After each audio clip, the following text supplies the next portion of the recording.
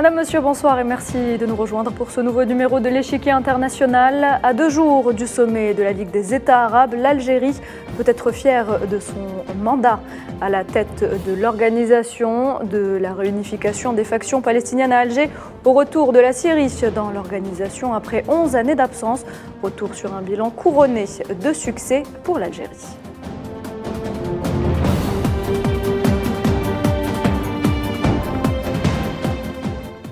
Alors le 19 mai, l'Algérie remettra la présidence de la Ligue arabe à l'Arabie saoudite qui présidera donc le 32e sommet du sommet arabe, la 32e session du sommet arabe, une session au cours de laquelle les dirigeants arabes débattront de plusieurs questions arabes et internationales d'intérêt commun. Et pour en parler, j'ai le plaisir d'avoir avec moi sur le plateau Reda Harirash. Bonsoir. Bonsoir. Vous êtes docteur en relations internationales et sociologie des conflits. Et puis via Skype, Gamal Abina, expert des questions internationales. Bonsoir Gamal. Bonsoir. Merci à vous, messieurs, d'être des nôtres ce soir. Alors, sans plus tarder, Ahmed Attaf, chef de la diplomatie algérienne, est donc à pied d'œuvre à Djeddah avant le sommet arabe, prévu donc vendredi 19. Il a d'ailleurs remis la présidence du sommet au niveau des ministres des Affaires étrangères à son homologue saoudien. Je vous propose de l'écouter. On en parle juste après.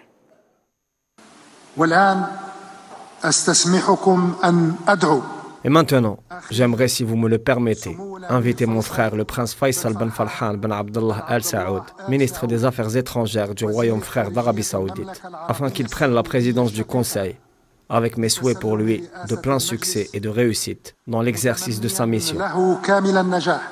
Je voudrais également lui traduire, dans ce sillage, notre soutien total à la présidence saoudienne, ainsi que notre pleine conscience qu'elle constituera une étape importante dans la concrétisation des bases de l'entente et de l'unité au service de notre projet collectif, qui est par excellence un projet de civilisation.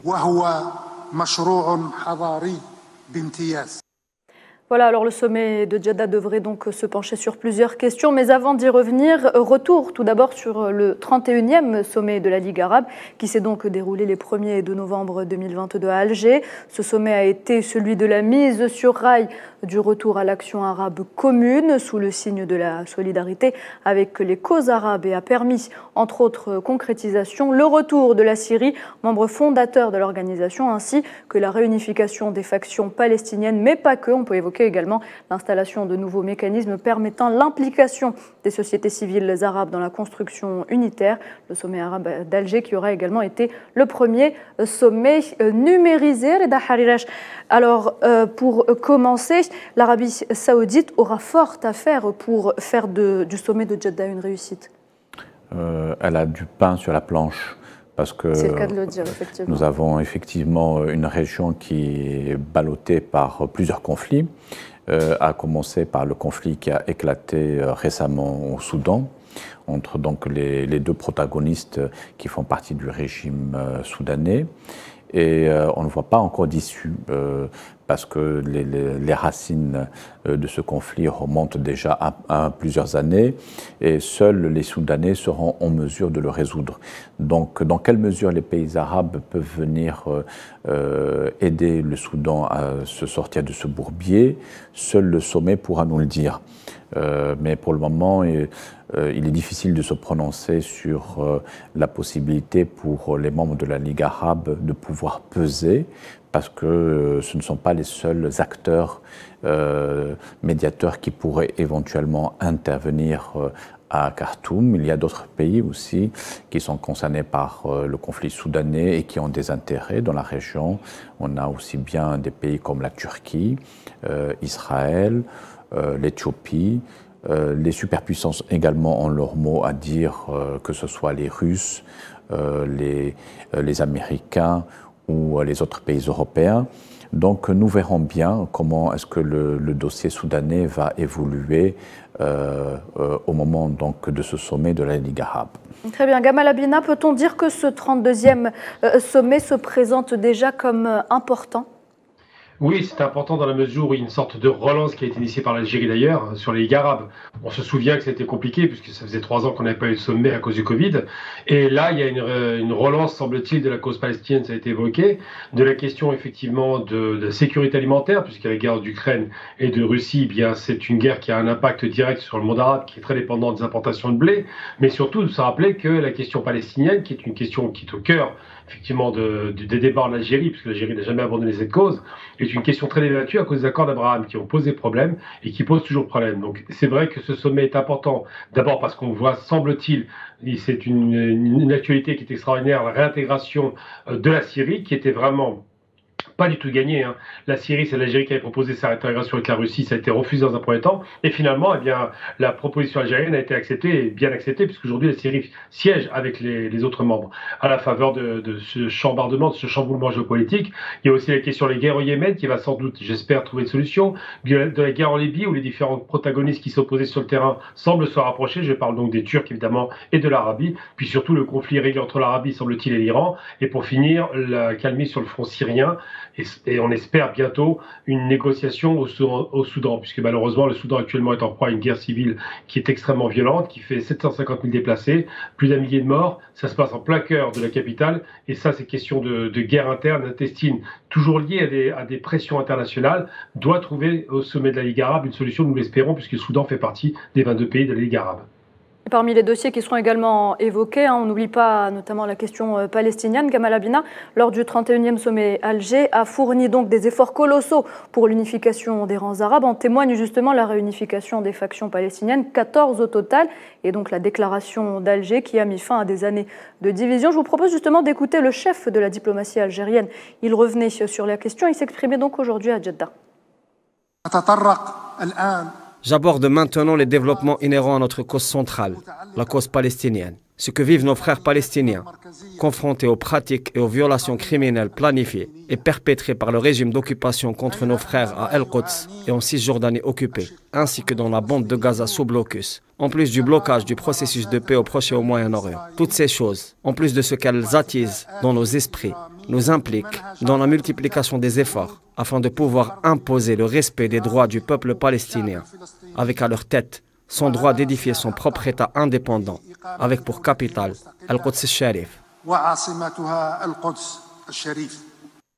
Voilà, alors Gamal Abina, l'Algérie a fourni d'importants efforts lors du sommet d'Alger concernant la Palestine. Pensez-vous justement que ce sommet en Arabie Saoudite ira dans la continuité du sommet d'Alger ? Bah oui, forcément, parce qu'on voit bien qu'il y a une recrudescence des agressions, que l'Algérie a réussi quand même un tour de bras d'obtenir que toutes les factions palestiniennes, qui sont d'ailleurs pour certaines laïques, d'autres plus religieuses, d'autres plus marxistes, qu'elles se mettent toutes d'accord au moins sur la base de la volonté de libérer leur pays, simplement. Et la question palestinienne est une question au cœur de tous les Arabes, parce que c'est vrai que l'entité sioniste sait faire la paix, mais il ne fait pas la paix avec les peuples. Hein. Il fait la paix avec des dictatures très souvent, avec des régimes autocratiques et en aucun cas avec les peuples. Donc la question palestinienne, du côté algérien, qui a toujours adopté une position, quelle que soit la période d'ailleurs, même pendant la décennie noire, une position de soutien indéfectible à une cause sacrée, parce que l'Algérie, c'est dans son cœur ce que veut dire colonisation de peuplement. Et c'est vrai que quand on est du côté palestinien, c'est une position de confort aujourd'hui, parce qu'à chaque fois qu'il y a une crise, ceux qui sont en difficulté, pour justifier les accords d'Abraham, ce sont les pays qui ont fait cette capitulation. Ce qu'on appelle, ils appellent ça la normalisation, ça s'appelle la paix avec Israël, une capitulation qui est impardonnable. Aujourd'hui, tant que le peuple palestinien ne sera pas en paix, on ne peut pas faire la paix avec une entité qui occupe illégalement un territoire qui ne leur appartient pas depuis qu'ils sont arrivés. Alors Reda Harirash, la question syrienne a aussi eu son importance lors du sommet d'Alger. Alger a même déployé de nombreux efforts afin de permettre à Damas de retrouver son siège vacant depuis plusieurs années. Est-ce qu'on peut considérer le sommet d'Alger comme étant une étape charnière avant la réintégration de la Syrie il y a quelques jours au sein de l'organisation ? Certainement, puisque l'Algérie a œuvré de manière inlassable depuis maintenant une décennie pour la réintroduction de la Syrie au sein de la Ligue arabe.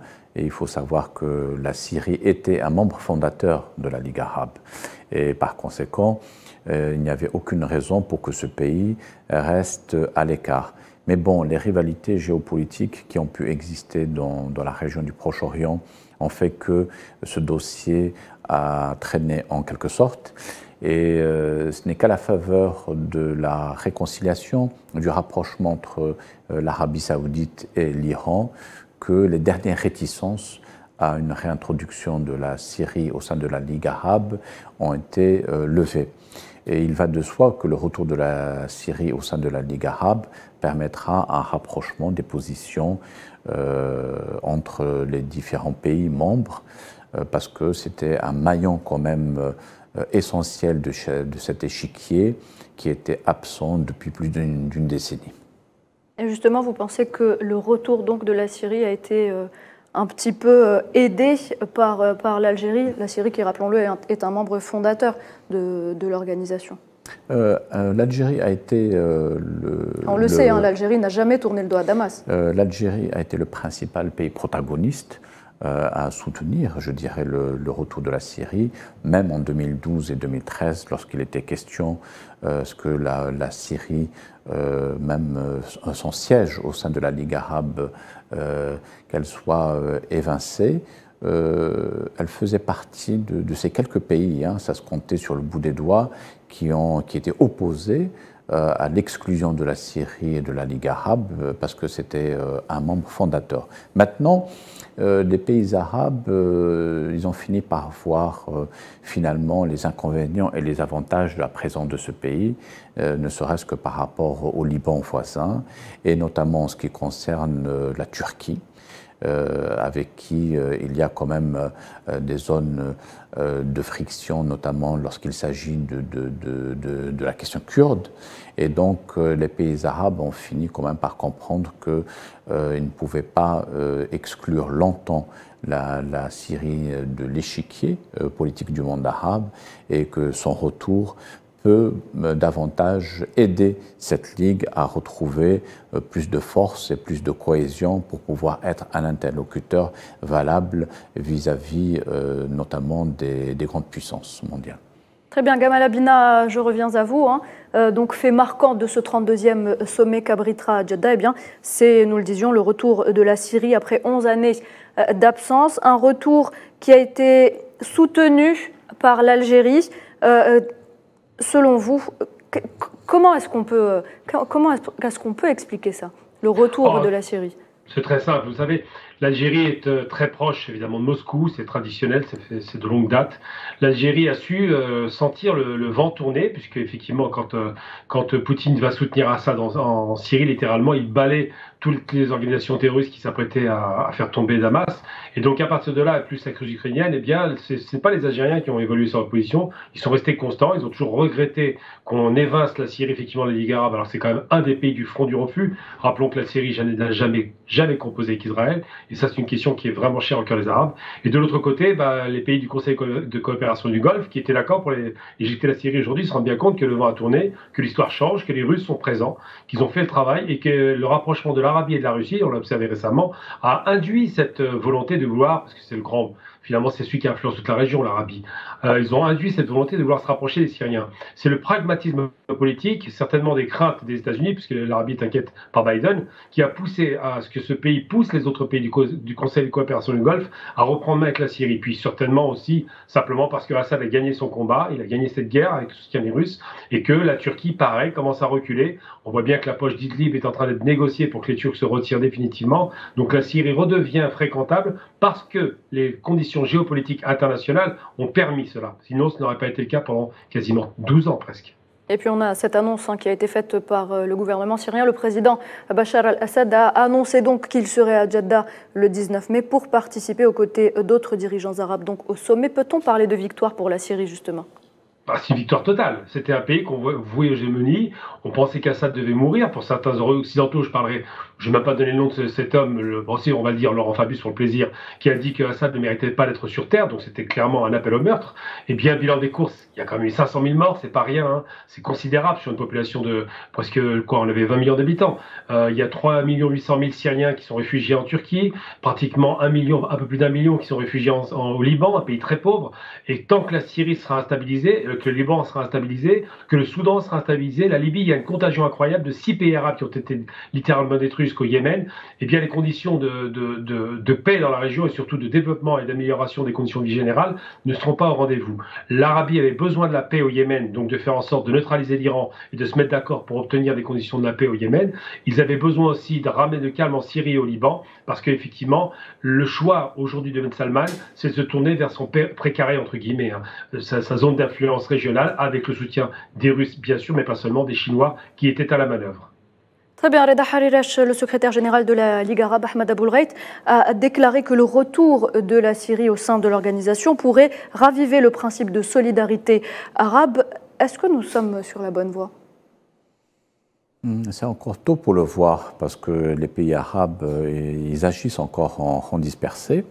Mais étant donné la position géographique de la Syrie, elle est quand même au centre de ce qu'on appelait auparavant le croissant fertile et qu'elle a plusieurs frontières, notamment avec l'Irak, la Jordanie, le Liban, la Palestine. Donc la centralité géographique de la Syrie permettra aux pays arabes de pouvoir se concerter davantage, parce que Damas, c'est quand même une étape essentielle pour les hommes politiques qui se déplacent au Moyen-Orient. Même si la Syrie est encore affaiblie suite à 10 ans de guerre qui lui ont été imposés, suite également aux sanctions, elle est toujours sous sanctions américaines et occidentale, mais c'est clair que son retour au sein de la Ligue arabe donnera plus de relief à cette organisation qui était restée en marge pratiquement des grands bouleversements qui ont touché la planète ces dernières années. Et vous parlez des États-Unis, justement, l'administration Biden qui dit ne pas vouloir dialoguer avec Bachar al-Assad. Ils ne veulent absolument pas avoir affaire à lui. Alors, c'est une rhétorique qui est agitée maintenant par l'administration américaine depuis 2012. Mais si les voisins de la Syrie reprennent langue avec elle et que demain, par exemple, la Syrie poursuit son processus de normalisation avec ses voisins, et je pense notamment à la Turquie d'Erdogan, s'il est là, il sera probablement là après le 28 mai, les États-Unis ne pourront que acter du retour de la Syrie dans la région. Et quand on commence à négocier, on ne négocie pas nécessairement avec ses amis, mais on commence à négocier avec ses adversaires. Parce que nous avons quand même, depuis la normalisation des relations entre l'Arabie saoudite et l'Iran sous l'égide de la Chine, qui est un des principaux adversaires maintenant des États-Unis dans le monde, je pense que Washington ne fera pas la moue pendant longtemps. Elle sera obligée de revoir sa position vis-à-vis de Damas si effectivement Damas est réintroduit comme maillon essentiel et vital au sein de la Ligue arabe. Très bien, Gamal Abina, même question. Le retour de la Syrie au sein de la Ligue arabe dérange Washington et l'Occident ? Tout à fait, parce qu'ils espéraient en finir avec la Syrie comme ils l'ont fait avec la Libye. Malheureusement pour eux, le calcul s'est avéré un échec et surtout ça a déployé les forces russes qui ont démontré qu'ils étaient en mesure d'en finir avec cette instabilité chronique.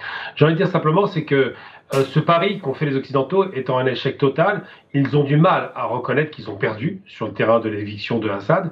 Ils espéraient en finir encore avec une république arabe. Rappelons toujours que ce ne sont que les républiques qui ont été attaquées, à part Bahreïn légèrement stabilisé, sinon globalement c'est que les républiques. D'ailleurs, je tiens à rappeler qu'on a été capable d'exclure la Syrie pour des raisons de guerre civile qui étaient effectivement à dénoncer, pourquoi pas, mais on ne l'a pas fait avec Bahreïn qui a eu la même méthode.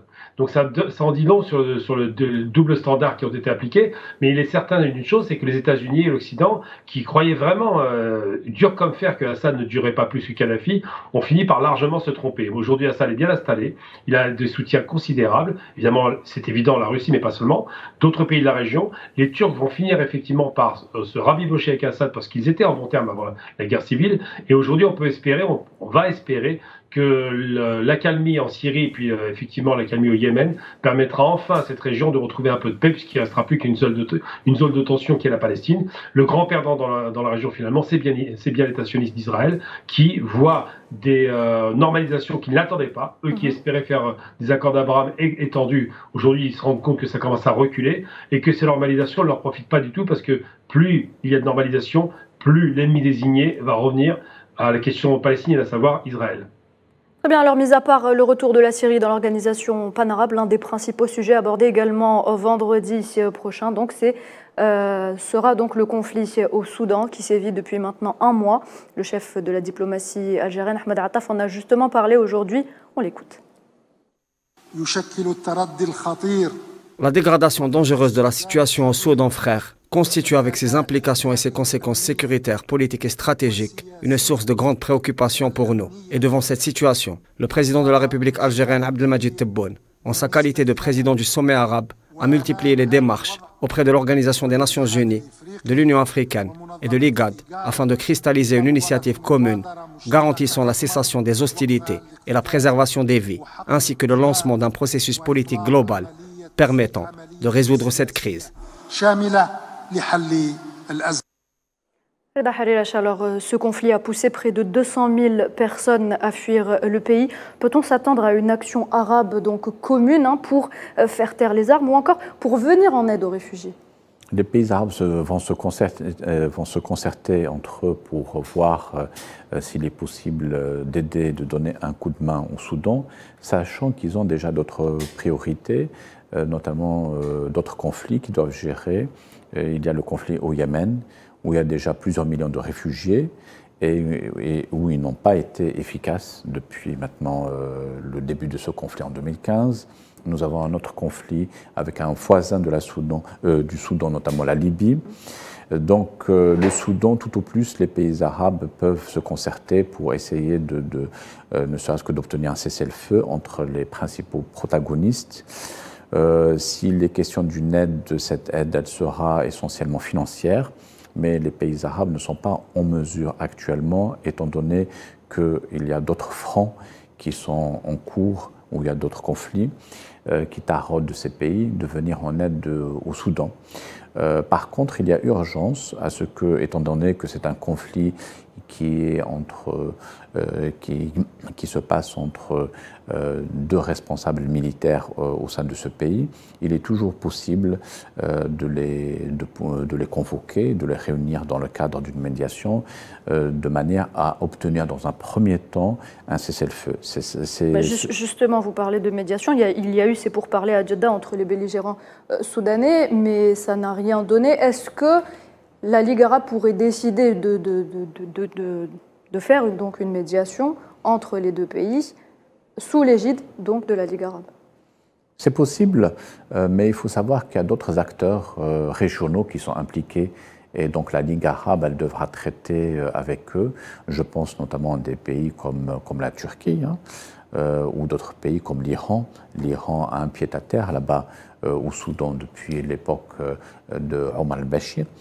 Et il y a également les superpuissances, à savoir les Américains et les Russes, qui ont tenté d'ouvrir une base militaire sur place. Donc la Ligue arabe ne sera pas la seule organisation régionale. Elle devra traiter et travailler notamment avec les Nations Unies, qui eux aussi ont leur mot à dire pour pouvoir obtenir, je dis bien dans un premier temps, le cessez-le-feu, parce que le chiffre de 200 000 réfugiés pourrait être un chiffre provisoire. Le Soudan, c'est un pays qui a plus de 45 millions d'habitants et la situation pourrait s'aggraver davantage. Donc il serait nécessaire dans un premier temps d'obtenir un cessez-le-feu entre deux adversaires qui se connaissent bien et qui ont des ramifications politiques au sein des pays arabes. C'est ce que la Ligue arabe peut faire dans un laps de temps relativement court. Très bien.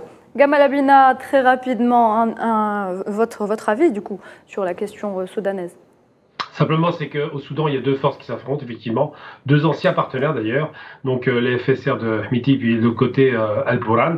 Al-Bourhan qui est très proche de l'Égypte, on l'a compris, qui a fait ses classes là-bas d'ailleurs, et surtout qui avait signé un accord 3 jours avant le début du conflit avec les Russes pour installer une base navale. Donc c'est une des raisons pour lesquelles ce conflit a éclaté. Il y a d'un côté un clan quasiment, on revient à la guerre froide, pro-russe, et le côté, le clan pro-américain, tout simplement, parce que les FSR sont proches des États-Unis, on fait le voyage aux États-Unis, donc il y a vraiment une véritable partition, une guerre froide qui se joue à nouveau sur le théâtre africain. On l'observe au Soudan, on l'observe en Libye, on l'observe au Moyen-Orient. Malheureusement, c'est les peuples qui souffrent, et là, le grenier à blé qui était le Soudan, c'était ça, hein, au départ le Soudan, c'est un pays très riche en céréales, aujourd'hui devient un pays véritablement qui risque les famines et qui risque une guerre durable. Très bien, merci beaucoup. Merci messieurs pour vos éclairages. On arrive à la fin de cette émission. Merci Gabal Abina d'avoir répondu présent ce soir. Merci à vous également Reda Hariresh. Madame, monsieur, merci de nous avoir prêté attention. Très bonne soirée sur Al 24 News.